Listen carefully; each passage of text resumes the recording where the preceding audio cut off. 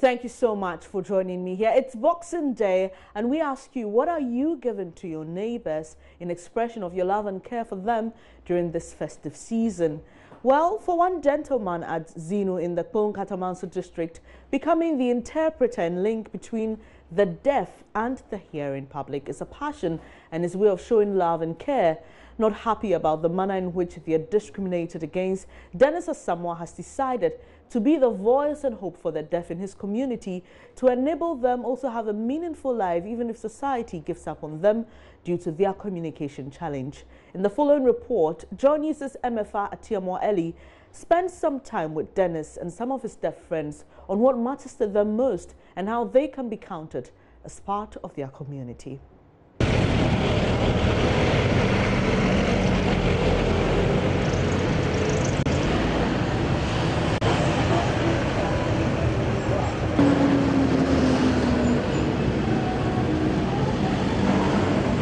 I'm Dennis Asamoah. I lived with my parents for a very long time at Eastern region, the Siakwa. That's where my father is now.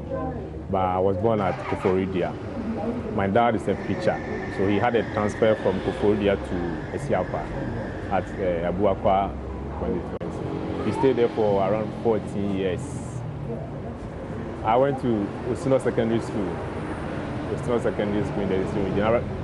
From 201 to 204, completing secondary school, I helped my dad in his private sector.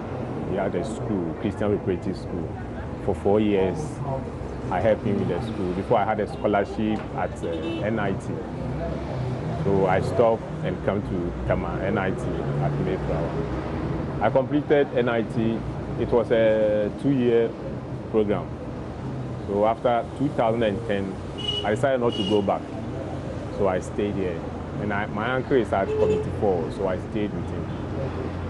My things were not all that good with the computer system when I was at Tama. So I decided, the problem was because I studied networking.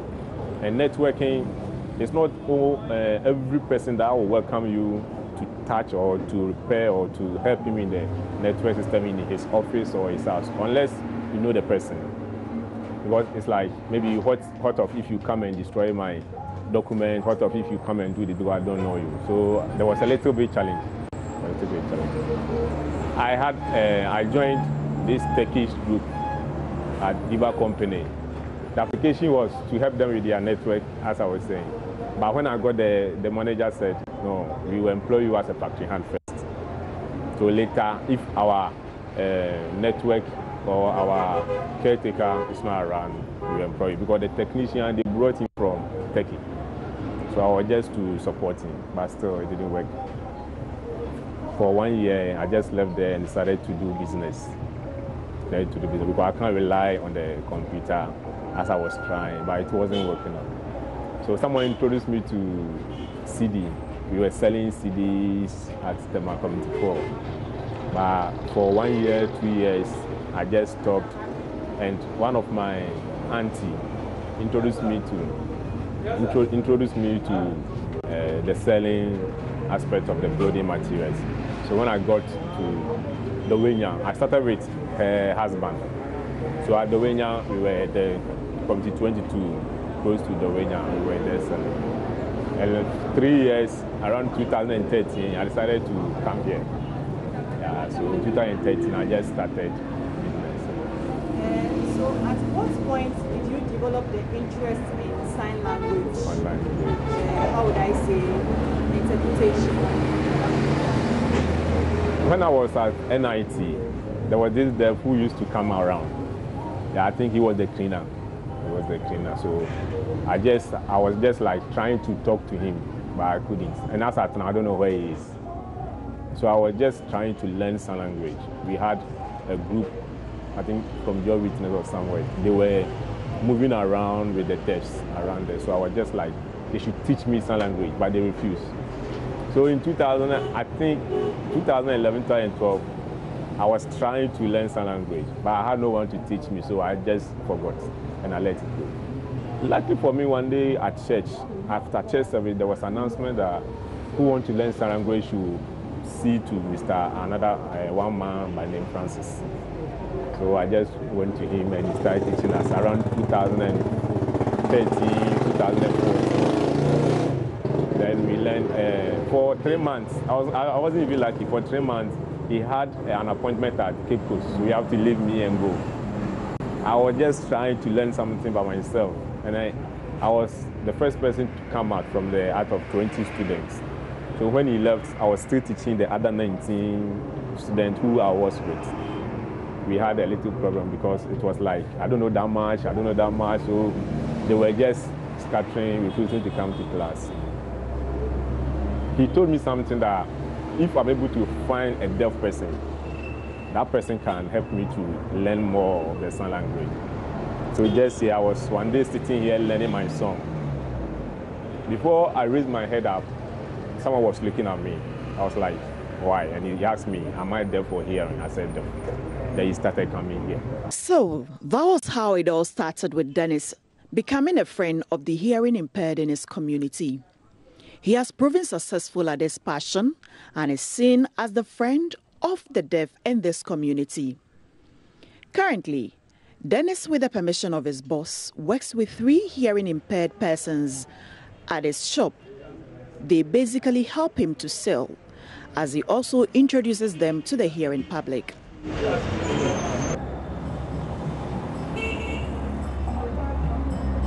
Yeah, I know Dennis because from the first time, my auntie, when I wanted to come to Accra, he spoke to me about Dennis.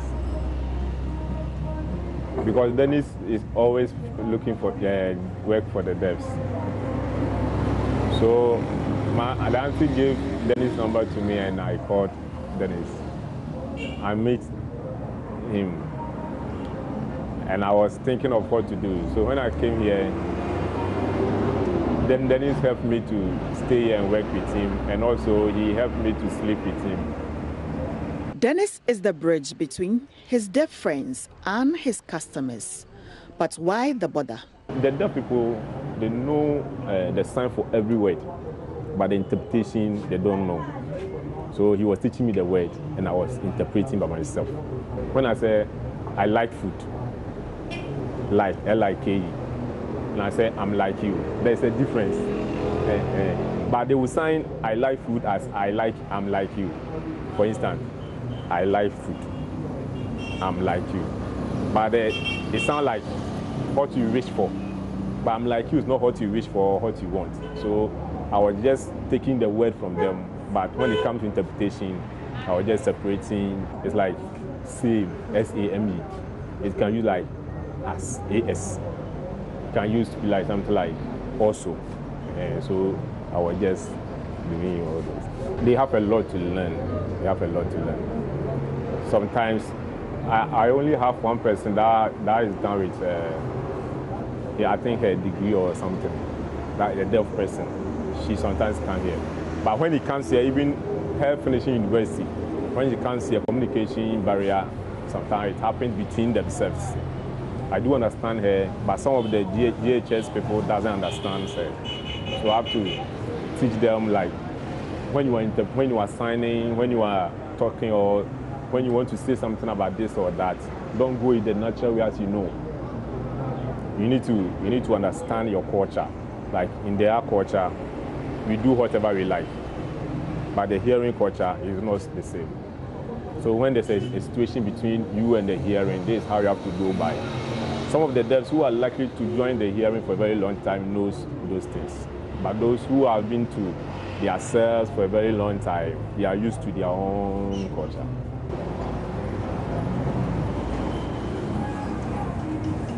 Dennis is an interpreter. Before, Dennis never knew sign language. When he saw deaf people signing, he liked to join. And one deaf taught Dennis sign language to become perfect. Dennis saw that deaf's lives were very difficult, so he has been looking for deafs and bring here and work with them. And look for interpreters and other people to support deafs. So Dennis has another deaf people working at SASO. Some people are also missing. So I think that is a good person because he can help deaf people to improve their lives. That's why many deaf people come here asking for work. When they come here, I teach them some things about do this thing the right way. This is what you have to do. If you want to put things here, there's one boy here who wants to go to university. Yeah, and he Kwame Amponsa. Yeah, unfortunately, I went with him to one of the universities, but they rejected us. Why? He didn't qualify. He qualified, but What was his grade? The principal said they are not ready for physical challenge. This is just one of the many reasons why these deaf individuals find solace in Dennis's company. And for people like Kwame Amponsa, Dennis has been enormously helpful to him.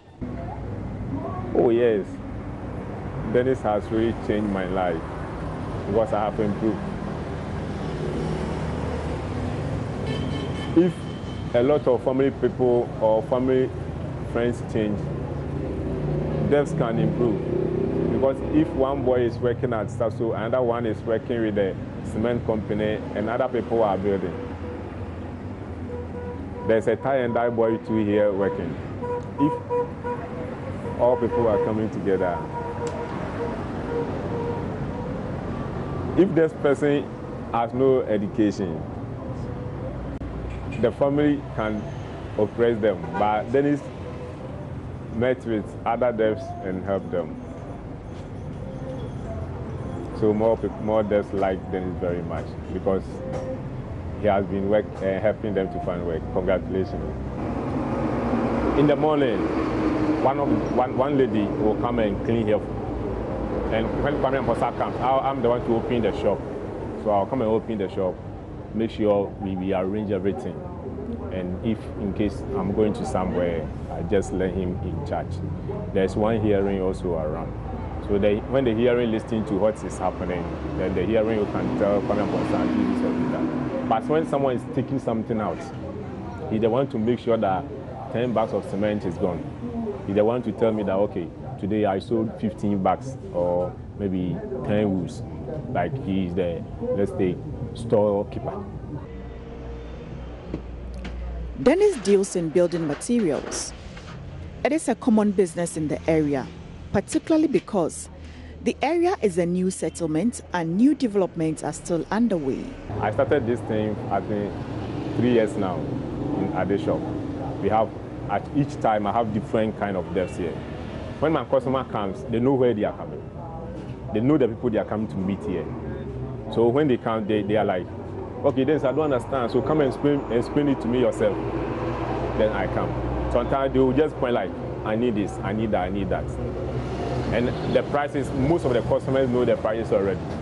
So if he's taking 10 bags of cement, the people know that maybe one is this or that, then they give him the money. If I'm not around, yeah, that's when sometimes I feel very challenged when I'm not around. Because sometimes I had a report way back. There was one deaf here, and the situation was the customer came to buy nails, box of nails, but the price, I think the deaf said 50 cedis or something. The customer was saying, no, that is not the actual price, and they were debating over the issue. The deaf messaged me, but my phone was off for that moment. When I came, there was a lot of complaint. So actually, when I'm not around, I make sure there's one hearing here. Who maybe you don't know the price, but you just come to when there's a problem, you just intervene to help them. That notwithstanding, Dennis remains true to his passion to helping these disabled friends. He tells me about how he met Kwame Amponsa. Kwame Amponsa.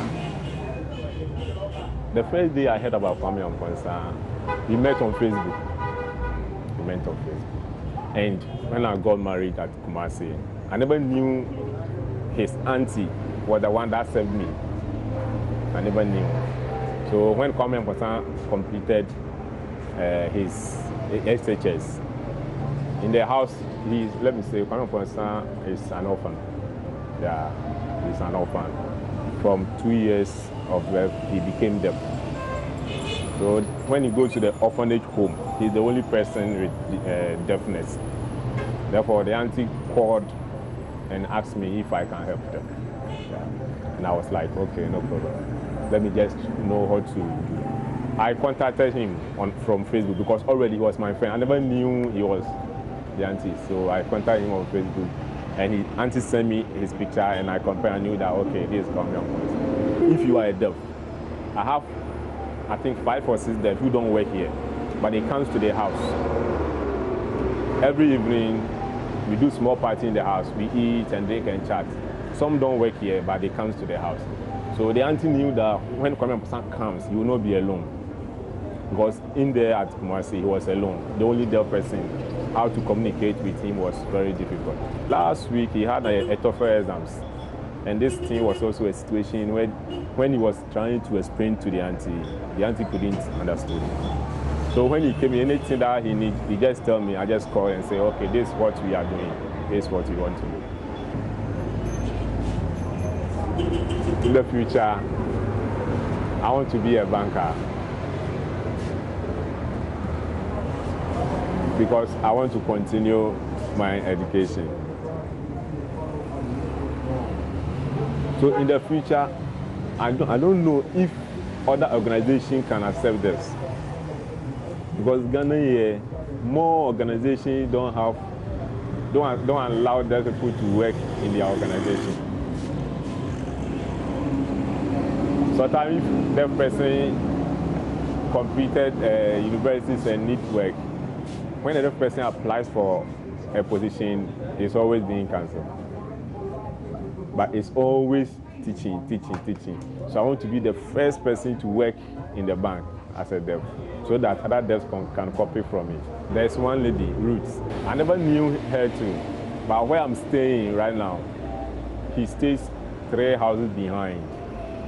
One day, I met the mother, and she's like, do I know Ruth? I said, no. She said, there's one deaf around. He doesn't stay home because they like visiting their own friends where they can have a little kind of fun. I said, no, I don't know her. He said, okay, if I get to meet her one day, I should let her come here and stay so that she will not be walking around.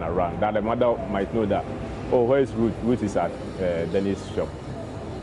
So that's how she also came here. And there's also another boy. He's a student still, but when he's on vacation, he comes here. When he's on vacation, he comes here. These boys receive daily wages from Dennis at the close of day. But for how long can he keep them, and at what cost? This is a major headache for him and even his deaf friends who are wishing for a bigger support for him. I need other people outside or in their own office to support Dennis to improve deaf's lives. Example, if other office workers can come together and help Dennis to support the deaf people can establish their own thing.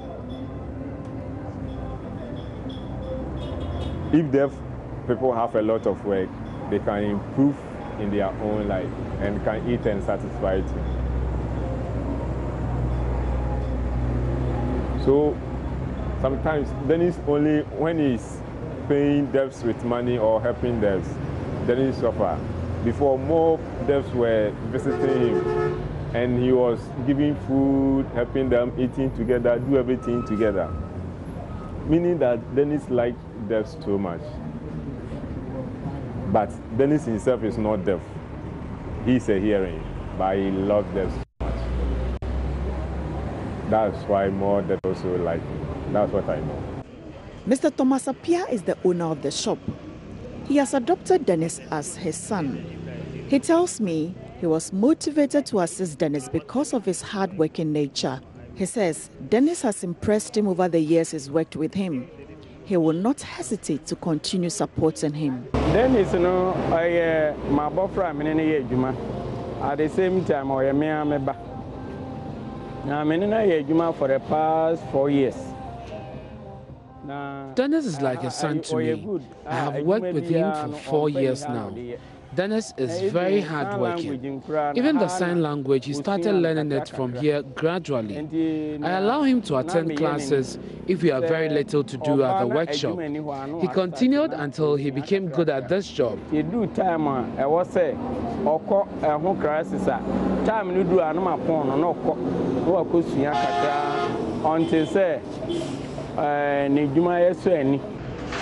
There are many more people who have worked with Dennis and have moved on. I have one boy also, Patrick. He's an Albanian.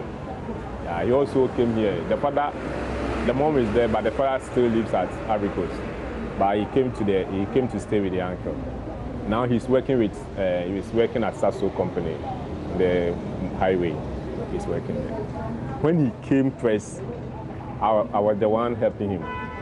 Whatever he eats, he was here just like Kwame and Ponsa. Basically for the communication challenge. Yeah, so he was here just like Kwame and Ponsa. So one day he asked me, he's the one that helped, let me understand something like I can create job for them. So he asked me, can't I help him to find any work somewhere? Because I was always busy here.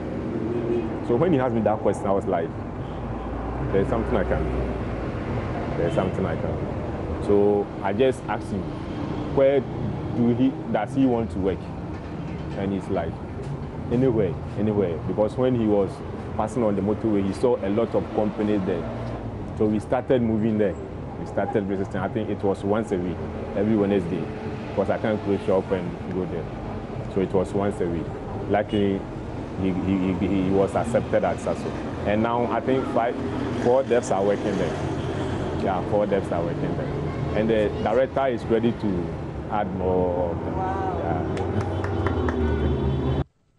So what motivates him? The motivation for what I do, I always remember one thing, that if you help someone, God will have mercy on you. That's the main secret in my life, that I am always ready to help someone. And who should I help?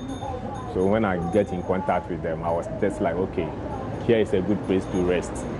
Then I can help some of them. Yeah. What I wish for Dennis is to become big. So that if Dennis is big and great, he can get them more work to do. I'm dreaming of a larger thing for them. Yeah, I'm thinking of, now I've started creating this workshop, this for the ladies. And also one boy is still on the pipeline, I'm hoping next year. He needs to be, he wants a barbering shop. So we are still working on that one too. So I think in the future, that will be the main cause. I can forgo everything and concentrate on them. That's what I want to do. That I'll make sure that each and every deaf has a place to work, that they can live a successful life. That certainly is a touching one. It is the reason his boss promises to continue praying and supporting Dennis in every way. It is my prayer that he will be a prominent person in the future. I am still assisting him and I will continue to help him in every way. What kind of help do you need and from whom? I need a lot of help, and from anyone who is ready to help. Like sometimes when it comes to financial issues, like establishing job for them, I find it very difficult. It takes time. Like this barbering shop I'm talking of, it's been 6 months now, still I haven't completed, but still. Have you secured a land? Have you secured a place that will put your course? Yeah, there is a place. There's a place for us. Yeah, we've paid for it. So what is left? So what left is, now when I talked to the welders for the container type, so that's what we are planning. How do you feel rewarded at the end of all that you are doing? Let's take in the evening, when maybe 3 or 4 devs comes to the house and we eat and they all go. When I see I feel like, wow, I'm done. Like, that's how it goes. And it's so peaceful. It's so peaceful. thinking that you've done something good for someone. So it's, I read that some organization can come and support Dennis, so that if Dennis can lead those people to find work, their life can be easy and successful. They are the field of higher education. I might ask everyone to come in, because when you go to the deaf school, we have teachers who don't know sign language. And how can a teacher who is not good with sign language teach a deaf person? When a deaf person finishes SHS, he can't become a nurse or a doctor. He is only titled to hard work, mason, carpentry. When a deaf person completes SHS, he can't become a lawyer in Ghana here. He's only entitled to teaching. So I'm just asking if the government or the Ministry of Education per se can come in and see to that the deaf school should be interpreters, or maybe the deaf themselves should teach them. We need to train our teachers. If we want a hearing to go and teach them, we need to train them in the language, so that when they go there, it's not now that they are going to learn from the students. That's why most of the deaf, they can't improve. That's the main cause. There is one mother that complained bitterly to me, I think last time. She was even crying, and she was like, why should her daughter go to school for 4 years? They still go to school for 4 years. First year, second year. On your first year, you'll be put under practicals. Then the second year, third year, like the normal course. So why should her daughter go to school for 4 years, being under a teacher who don't know sign language or who cannot communicate with her? So how can the daughter become a successful person? So I'm just asking if the government can come through and see to that every deaf school should have good interpreters. And if it's not possible that the deaf themselves can teach there, it's best we have teachers who know sign language, not just knowing sign language, but can teach. Now I believe they can make it. When you go to their school, they only have, I think, 4 or 5 courses. General arts, home econs, I think 4 or 5. Business, they don't do business. When artists, they don't do business. And science, they don't do science. Just that agri science, because of farming, so they have agri science. When it comes to biology and chemistry and those things, they are not good at it. That's the main reason why they can't become nurses, doctors. Dennis narrows down his appeal to members of the community in which they live in. He does not want the hearing impaired to be discriminated against and stigmatized. Sometimes they don't respect the deafs. Sometimes the hearing, most of them doesn't respect deafs. It's very big challenge. This is how it happens. When the hearing sees a deaf person, for the meantime, maybe I don't know you are a deaf person. So when I get close to you and I know that you are a deaf, I feel like, hey, now we're in sway. You see, when a new customer comes even here, a new customer comes here, they are like, hey, then it's not really for a movie here. You see, so like the respect or the hearing is happy with the communication barrier. Still, they like to maintain it. But I would like everyone to come in on board and know that we are all one.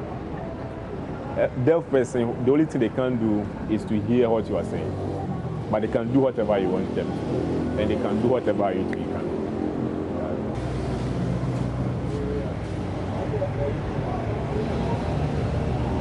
What I want the public and the deaf, that deaf people are always angry to work.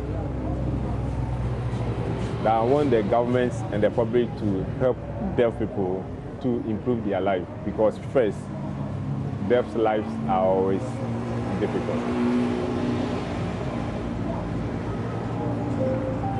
I want the hearing, the public to also learn sign language.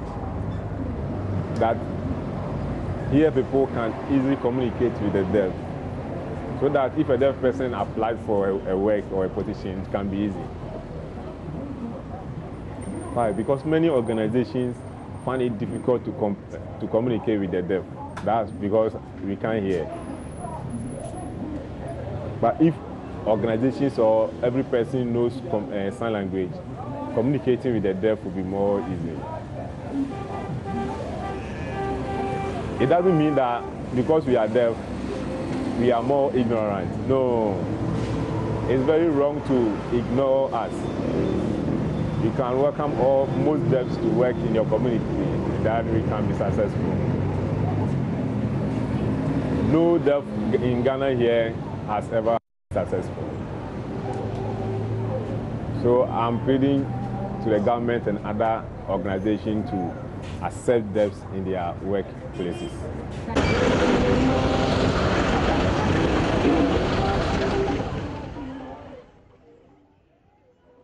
The reportage was brought to you by MFA Etiamwa Eli.